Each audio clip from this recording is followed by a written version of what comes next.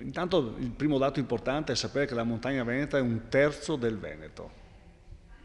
Ieri la montagna era gestita con una forma di assistenza, c'era un problema, c'era una domanda, c'era una risposta. Oggi non può più essere così. La montagna deve diventare una risorsa.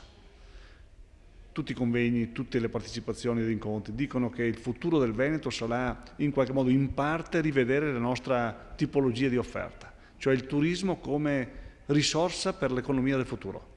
La crescita del futuro anche basata su questa grande nuova possibilità.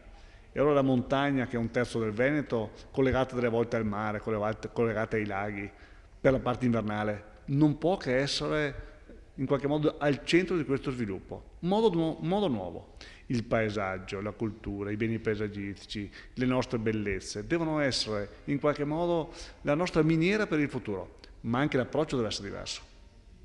L'approccio delle persone, allora noi vorremmo condividere nel nuovo piano territoriale di coordinamento, nel nuovo piano paesaggistico, un rapporto con i territori, con le amministrazioni, con i cittadini, per costruire un progetto vero, realizzabile, concreto, niente libri dei sogni, non servono a nessuno.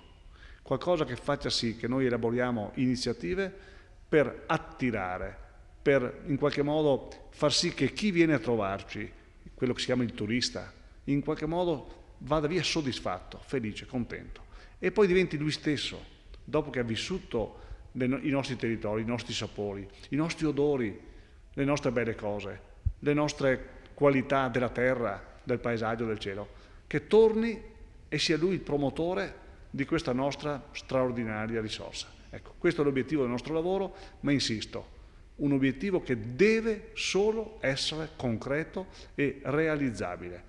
Niente più libri dei sogni, concretezza.